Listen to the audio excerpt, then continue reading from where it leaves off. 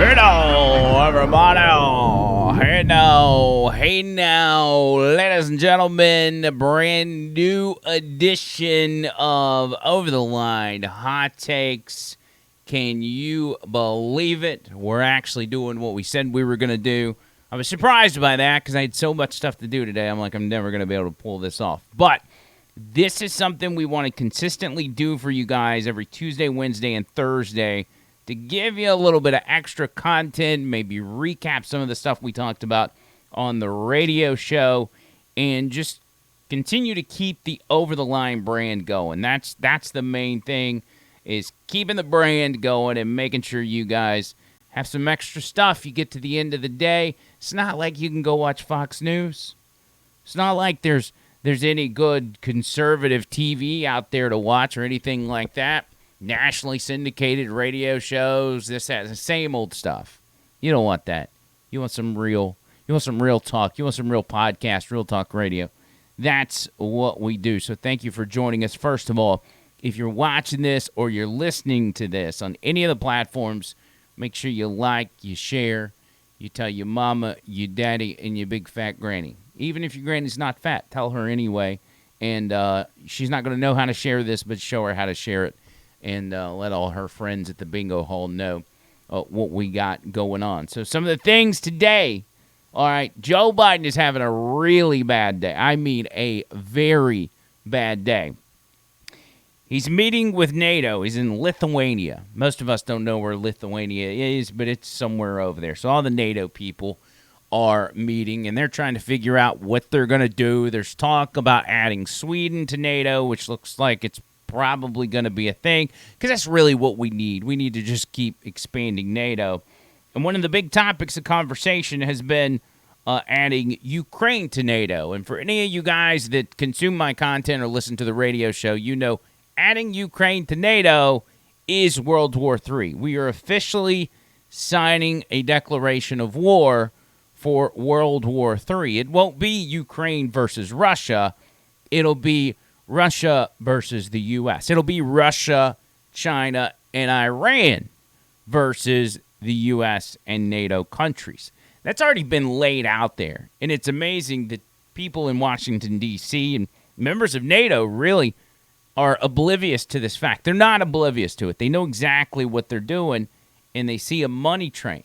They don't want this war in Ukraine to end anytime soon. But that's neither here nor there. We talk about that on the show plenty enough.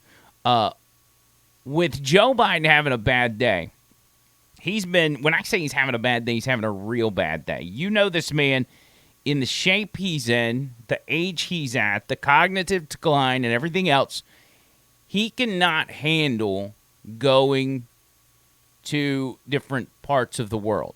He's not good. You know, you've got elderly family members, and you're like, yeah, you know, we're going to go on vacation, but, you know, we can't take Aunt Martha because she's up there. She's not going to be able to travel. You know what I'm saying? Just too much maintenance. That's Joe Biden at this point. But he doesn't have a choice because he's the president. He's the president. And so he has to go meet these other world leaders.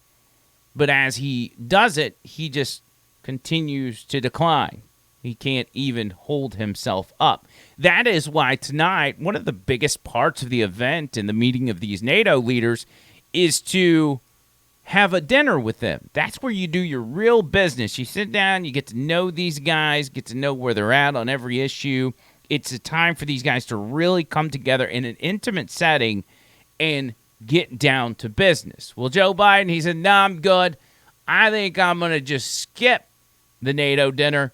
And he headed straight to his hotel room. That's right. One of the most important parts of the meeting, and Joe Biden's like, man, it's nap time. Plus, Jill's got to, she's got to change my diaper and all this stuff. I'm assuming Jill's on the trip with him. Probably not. Let's be honest.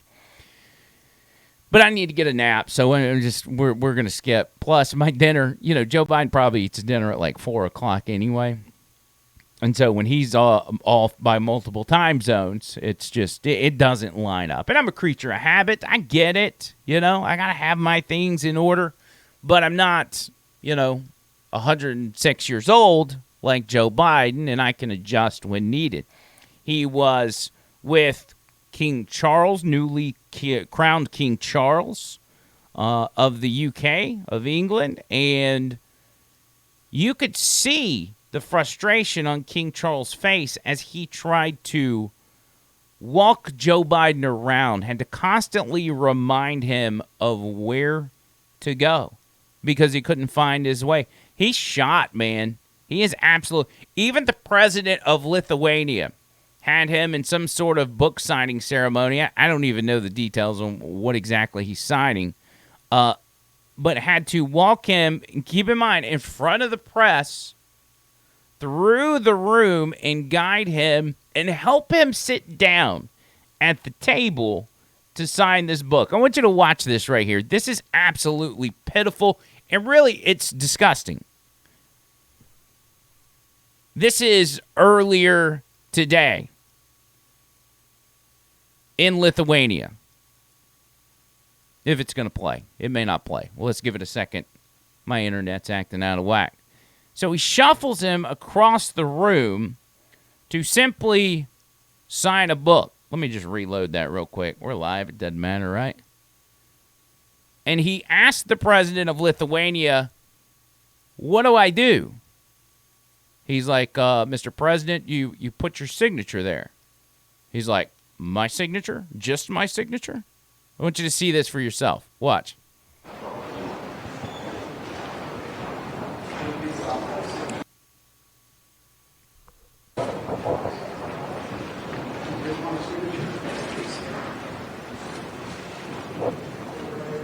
Look at him. Look, he's like, oh, don't fall. Don't fall, Joe.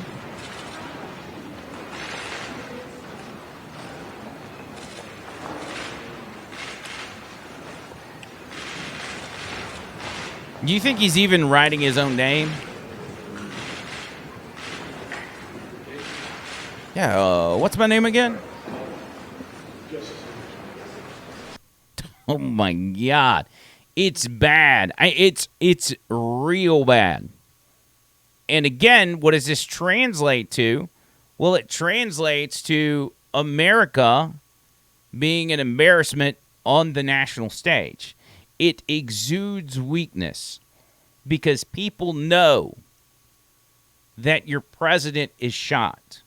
And so one of the people that are, say, against America, if they see a president that's shot, what do you think they're going to do? Well, they're going to attempt to take advantage because that's what they've wanted to do all along. But they can't do that when we have strong leaders.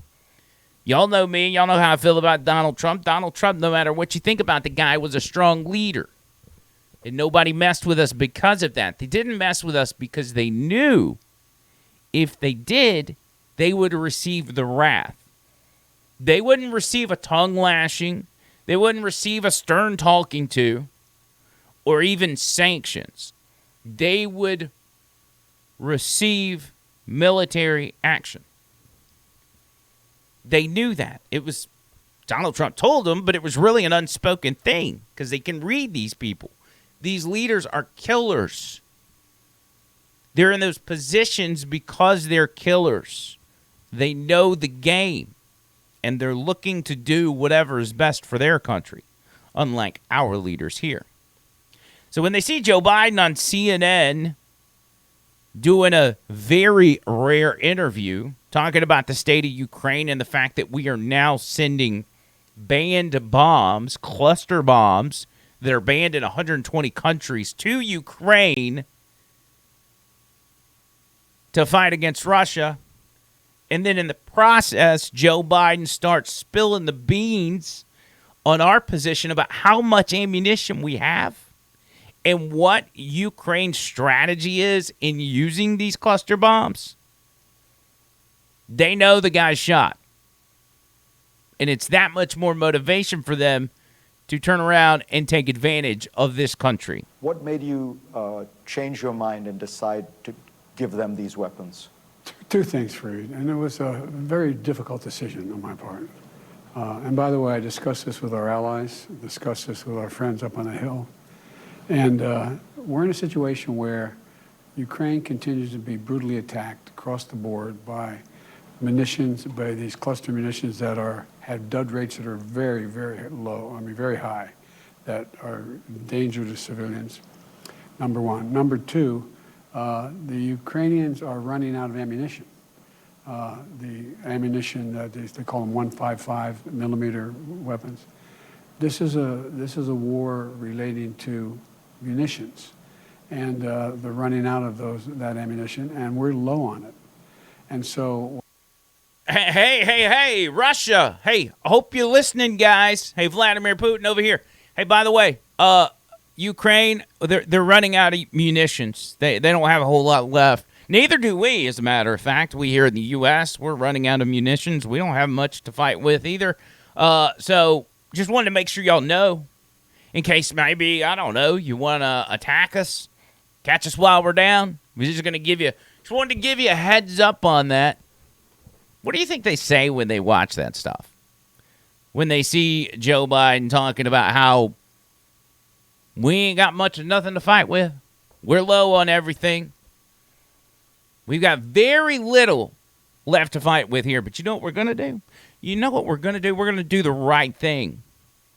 We're going to send what we have left to Ukraine because of democracy and stuff. And so what I finally did, took the recommendation of the Defense Department to, not permanently, but to allow for, in this transition period where we get more 155 weapons, these shells for the Ukrainians, to provide them with something that has a very low dud rate. It's about I think it's 150, which is the least likely to be blowing. And it's not used in civilian areas. They're trying to get through those trenches and then stop those tanks from rolling. And so, Yeah. We want to make sure y'all know exactly what Ukraine's doing, what their objective is, and what they plan on doing here in the coming weeks. They're going to be fighting in the trenches. They're going to stop those tanks from rolling. By the way, did I mention Russia? Are you listening? We want to make sure you know what the plan is while we're sending all of our munitions to Ukraine. But it was not an easy decision, and we're not signatories to that agreement, but it took me a while to be convinced to do it. But the main thing is they either have the weapons to stop the Russians now keep them from stopping the Ukrainian offensive through these areas, or they don't. And oh, my God. Listen, here's the deal, y'all. I'm not a very smart guy, and I don't pretend to be. I just happen to get on the radio and do these podcasts and give my opinion. I'm not a geopolitical scientist. I'm not an expert on any of this stuff. But so much of it is just common sense, where you realize you don't have to be a war general in order to say, hey, that's a bad idea. You don't have to be a war general to look at your leader and say, this guy shot, and everybody knows he shot, including our biggest enemies, Russia and China. And what does the media worry about? No, Joe Biden, he's such a good guy. He's doing the right thing. Although they did, they did, in a rare moment of weakness, publish something critical of Joe Biden. And it came from his staff, of all people. The people that are tasked with protecting Joe Biden's image. They talk to the media. They talk to the media because Joe Biden's been mean as of late. He's been saying mean things to staffers, yelling at them. Like, you got to be GD kidding me and get the F out of here. Nasty, horrible things. And when you are a Democrat president and you've hired little Democrat minion staffers who have very fragile feelings, they have more pronouns than they have feelings, it's easy to emotionally break them. And so they decided, since their feelings were hurt, they were going to go to the press and say, hey, Uncle Joe, creepy Uncle Joe is yelling at us, and he's saying nasty things. And the best thing to come out of that was the New York Post cover story for today, where they have given Joe Biden possibly the best name he's had to date. And think about all the names. the big guy, Creepy Joe, Sleepy Joe, corrupt Joe Biden, all of these things. I don't know that there's been one better than the New York Post today calling him Old Yeller. That's right. Joe Biden is now known as Old Yeller. And no, I'm not going to make an Old Yeller joke because obviously Secret Service would be showing up at my house and we don't need that. But I think it's catchy. I think it might benefit the guy to let people know, hey, he doesn't get angry. He's not just some sweet old, Grandpa Joe that's just nice to everybody and just occasionally gets cranky with the press. Although they want to keep that going. They want Joe Biden to be the most lovable figure in political history, even more so than Obama. Well, why? Because they've created this lie, and I'm not going to overtly say what the lie is, but I'll say the lie is attached to a number, and that number is 81 million. And because they built that empire of lies, they've got to stick to it. And they've got to pretend that everybody loves Joe Biden. That's why even on The View, the women of The View, the intellectuals of ABC, daytime TV, say that they're not shocked by Joe Biden's anger. As a matter of fact, finding out that Joe Biden gets angry and he yells at people, it actually turns them on. She's turned on by Biden's anger. I am too. I like it. You like it? I do. Well, you have said that before. I like that. I mean, he's such a mild-mannered, sweet guy. She's turned. Joey Bayer says she's turned on by Joe Biden's anger. Imagine those two in a room. Wow. Joy Bear and Joe Biden. Woo! That would be must-see TV. Ugh! Must-see TV. But these are, if you think about it, these are the same ladies that don't just cover for Biden's anger issues. They also cover for him ignoring his grandchildren, right? Like, it's not a big deal that if Donald Trump were to ignore his grandchildren, that'd be one thing. But Joe Biden refusing, not just refusing to acknowledge his seventh grandchild, but continuing to talk about the other grandchildren and ignoring the one in Arkansas. That's okay. It's okay. If Joe Biden does it, according to The View, it's okay to ignore that one grandchild. I think President Biden doesn't need to overstep his son. I like that part, but I don't know why they go out of their way to say 6 grandchildren or 4 kids. When my parents talk about me, they say, we love all our kids. We love our grandbabies. I've never seen them numerically repeat over and over. I like 3 kids. I like 4 this. I like 6 this. I like... The reason that's happening is because the right wing, who again is weaponizing everything related to Hunter, keeps asking, so how many children do you have, Mr. No, it's grandchildren do you have? How many? It's been speeches he delivered. Maybe Maureen Dowd should find something else to write about. Yeah, write about something else. I'm sorry. These things are, for me, when you start talking about people's families and what they're doing, I find it unnecessary. This is not anybody's business. Nobody needed to know about this. No. Yeah, it's none of y'all's business. And if anything, if it's anybody's fault that Joe Biden is ignoring his grandchildren, it's your fault. It's your fault because you're talking about it. How dare you? That's a private matter. Children and grandchildren are off limits unless they're related to the Orange Man. It's fascinating. It's fascinating to watch. It really is. And I know I'm a cynical guy when it comes to a lot of this stuff, but the hypocrisy that you guys see on a daily basis, day in and day out, it's at a level that I don't know that we've ever seen. It's always been there in politics because politicians historically have just told you what they thought you wanted to hear, or what you say you want to hear. And then they'll turn around and do something else. But with this day and age of media, social media, and everything else where you can get information and you can get people's comments in real time, there's no sort of self-awareness. And maybe that's a result of people not having time to have self-awareness. They're just reactionary in the sense of, oh, this is good, this is bad. Anything that's said about this, I'll defend. Anything that's said about that, I'll talk bad about, or whatever. And there's no sort of self-reflection or even no shame in the sense of looking like a hypocrite. Like, it's just a given now.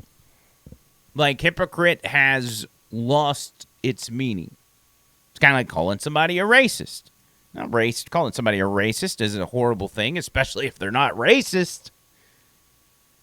But after you get called a racist so many times, it really means nothing. Is that where we're at with the term hypocrite? Because everybody, especially on the left, seems to be a hypocrite, and they don't care. They do not care. They got bigger fish to fry anyway. They're trying to take over the world. They're trying to cram digital currency down your throat. They're trying to control future generations. Whether it's destroying the nuclear family or it's, pushing the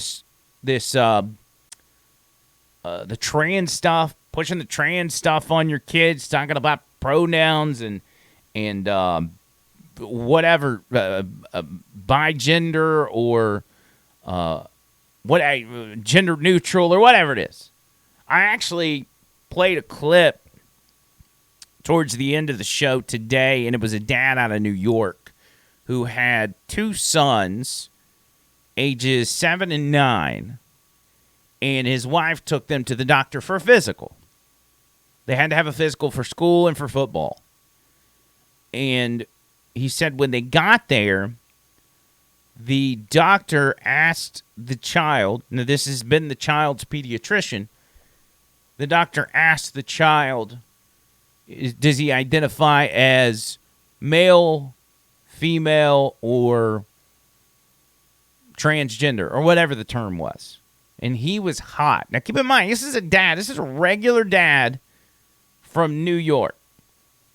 He finds out that his kid's doctor is asking this question, and he ain't happy whatsoever. Listen to this. I'm literally on fire right now. I just got off the phone with my wife, who took my 9 and 7-year-old boys to the doctor today to get physicals for tackle football and school next year and all that other shit. My 9-year-old son went in first, and the first thing this woman asks him is if he identifies as a boy, a girl, gender fluid, or non-binary. My son, he's never heard of any of that shit before. You've been dealing with him your whole life. He is clearly a boy's boy. So what are you, trying to plant a fucking seed in his head? The only thing I could be thankful for is that my wife took them instead of me. And props to my wife because she said something. And if she didn't, they would have asked my 7-year-old son the same damn question. This shit is ridiculous. And to the people out there to think that there's nothing wrong with that and I'm just a transphobe or all that shit, you're fucked up. This is bullshit. And there's something wrong with you. Yeah, I absolutely love this guy. I love that guy. And I think he speaks for so many of us that you got no business, even if you're a doctor, you got no business cramming that stuff down kids' throats. You want to talk to another adult about it? Knock yourself out.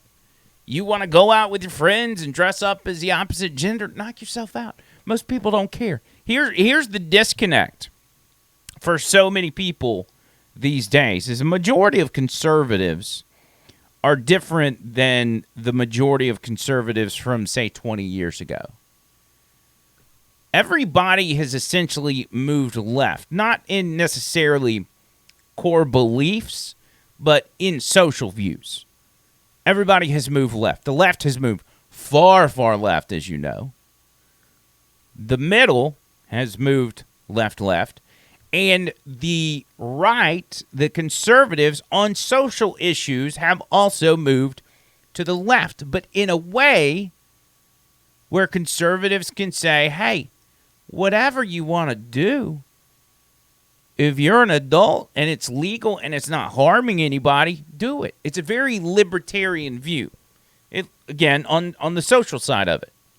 They say if it's not bothering anybody, do what you want to do. It's like at one time, for conservatives, the gay issue, gay marriage used to be a thing. Nobody's worried about it anymore. It's just a thing. If you want to be gay, be gay. Same thing, really, with the trans deal. If you want to be trans, even though we think it's weird, if you're an adult, do what you want to do. Now, don't be like some people who are, 62-year-old men who identify as a 4-year-old and walk around with pacifiers. That'll probably get you beat up. But if you want to be an adult, you're an adult man, you want to be an adult woman, knock yourself out. Now, if you're an adult man and you want to be an adult woman, and then you want to go twerk in front of children, that's where the line gets crossed. It gets crossed with one group of people, and that group of people are little people, are children. Once you cross that line into children and essentially stripping away their innocence, that's where they draw the line. Conservatives are actually liberal on social issues to an extent. Libertarian, I don't want to say liberal. I don't even like the word liberal anymore. More libertarian on social issues than people understand. Not all people, some people. But they use that. They use that against conservatives. That's why in Florida, for instance, the legislation that was passed that says you can't put pornography in elementary schools was dubbed the Don't Say Gay bill. Well, conservatives, they don't want people to be gay. They want to send gay people off to concentration camps. No, they don't want people to say the word gay. No, you can say gay. You just can't show porn to my 7-year-old.